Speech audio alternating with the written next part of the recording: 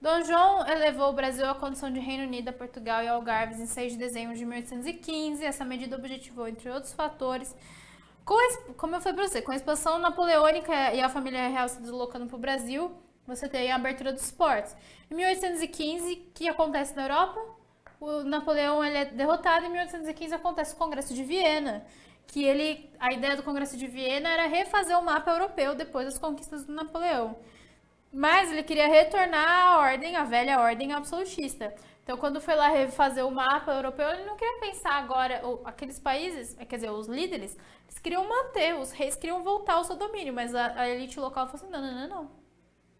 Não vai ser assim.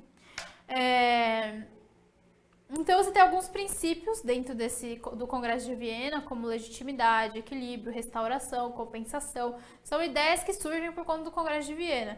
O Dom João VI, ele estava no Brasil, ele não pretendia voltar a Portugal ainda, daí ele levou o Brasil a Reino Unido a Portugal e Algarves, e ele perde o status de colônia. Então a gente tem alguns passos até chegar à emancipação brasileira. Por isso que a gente fala que a emancipação brasileira foi um processo institucionalizado. Porque primeiro foi a chegada da família real à abertura dos portos.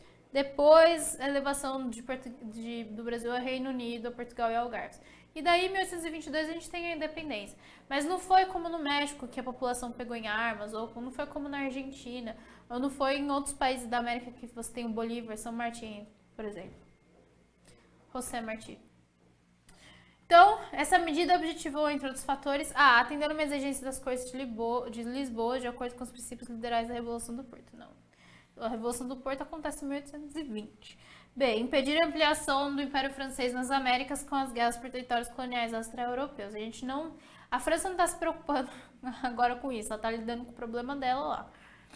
C. Apaziguar a elite brasileira do Nordeste, que era favorável à abolição da escravidão e da implementação da República. Não.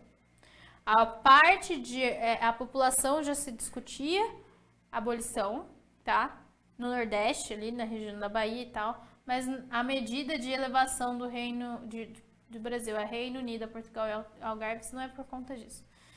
D. Legitimar a dinastia de Bragança de acordo com os princípios restauradores invocados pelo Congresso de Viena. Exatamente, porque como o Congresso de Viena ele tinha essa ideal de legitimação dos reis, você legitima a dinastia. Então a alternativa correta é a D.